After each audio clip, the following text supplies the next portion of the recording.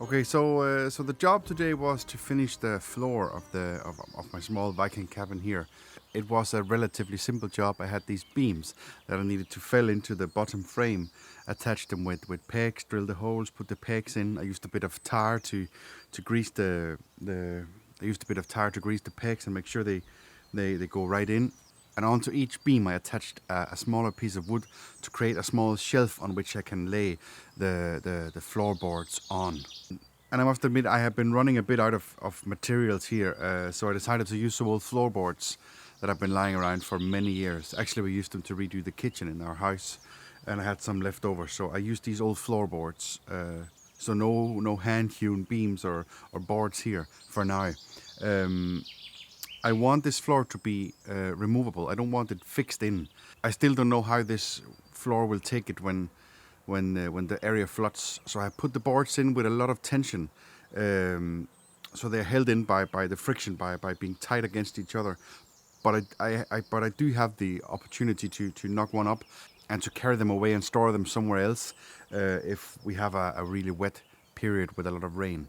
Yeah, so I have three sections of flooring, relatively short boards, not too much of a span, and these boards are just pushed in, and I'm thinking that if they shrink a tiny bit when they adjust to the climate here, I can knock in a few wedges in the ends to make sure they are squeezed together and they stay in place. But like I said, yeah, I do want the option of having the possibility of taking them out if I need to, and also if they end up having a short life here in this wet area, they are going to be easy to replace. I don't need to take out pegs or anything else like that. And for the last or the third wall behind the house, from the beginning I hadn't made up my mind about what to do with it, and I think thinking back now, that was a mistake. The other walls I used this method of sliding boards in, archaeologically accurate. The best thing would have been to make grooves in the main frame here before, that I could have slit the boards into. I did not do that. So what I did was I ended up just simply attaching the boards vertically with nails onto a small piece of wood attached to the main frame. Not the most authentic or reproductional way to do it, but yeah, that's just what I came up with for now.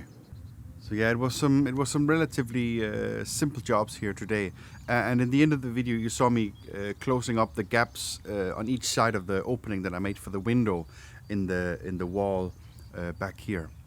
So the main project left now is still the roof, where I do have the materials, but I need more time.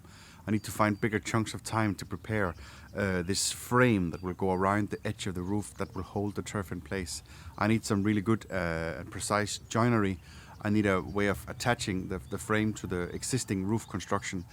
And I want some carvings where in each of the gable ends where the frame comes up and the beams cross in front of each other, like you see on the remains of the tent that was found from Oseberg, for example. So I do need some more time for that, and then as well, of course, to add the birch bark and to also carve a replica of a Viking Age spade or shovel, and to dig up all the turf, transport it here and lay it up. So that's a big project that I right now I'm struggling to find the time to do. So right now it's smaller but also important steps that could be done. And there is, of course, also the last gable end in the back of the house above the wall we just did, that I want to close this up with the shingles you might have seen me making earlier, that are being stored somewhere dry for now. And there's, of course, as well the window. I need to make some kind of preferably wooden hinge system to make the possibility of closing and opening the window for more light.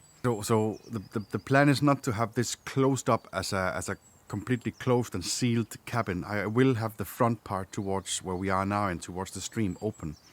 I need light in here. I don't need to live in here and be sheltered for several days in here. I want to be able to camp out here with the kids as well, both in a Viking or even in a modern setting. And I need this space to be able to record videos in bad weather, and I want to be able to sit here and do crafts. And I need the light in, and I need some openness. So the front part will be open to some extension, but I might do a half wall here in front to one of the sides of the center beam. Yeah, so like you can hear, there's many small jobs, pretty easy to go to and also to go from. Um, and then a larger task of making the roof that I need to plan better. But so far it's coming along, and it's lovely to be here now. There's a floor, so I can be here now, even if it's wet or moist on the ground out here. So it's lovely, it's fantastic, and I love that it's just slowly coming together. And I don't know if you saw it, but I find myself even hanging up a shield in here. I don't know. I guess it's this rush or this feeling of, oh, we have something that is almost complete. Now I can move in. So yeah, I feel like decorating, even though it's way too early. So I really can't wait for that part as well, to make it feel mine, and to have some things and have some gear and some small things that I want to have in this house when it's done. And I have to stop myself from just moving in already, because right now there's still a lot of openings and spaces that really needs taken care of. So yeah, I have to bind myself. I don't know if you know this feeling. I get it quite a lot, but yeah. Okay, so we're gonna wrap this video up for now. It was a fantastic day working here again at the cabin. It was good to talk to you a bit. I hope you guys had a good time watching and following this build here. It's coming along slowly, and I just have to be patient with not moving in too soon. I hope after summer. I don't think I'll be able to do the roof before summer vacation, but for sure during the early autumn, I suspect that I will be able to get really going with the roof, and the roof being the most important part right now. And I'm starting to see slowly in the horizon that this cabin is at some point going to be finished. That doesn't mean that I'm done working here. I have so many ideas for this site. We need for sure a better ladder and a way to hang it, because I am going to need to attach to assess this roof once in a while. I want some working space inside and outside. There's things we need to build for inside. I want some kind of raised fire pit out here in front that I can cook my food on, and when I need fire for certain craft projects. So I have.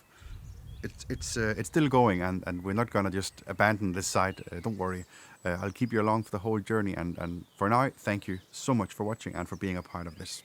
And if you just can't get enough, or if you want to support this channel, consider heading over to Patreon. A few days ago, I released a video including some exclusive drone footage that I did in Ribe as part of helping them out with some marketing. Once in a while I'm posting videos there that is not coming here on YouTube. It's not.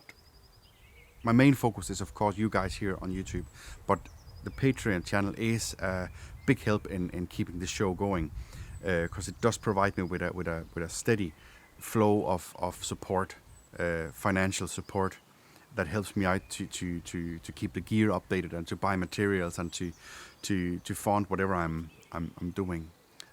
So it's a possibility. It's not necessary for all of you guys to go there. But if you can't get enough, if you want to see more, or if you really feel like you need to support this in other ways than the primary, by just viewing and engaging with the videos, then it's a possibility for sure. And most of the posts on Patreon are accessible only for paid members, or for paid memberships. Some of them are open to public.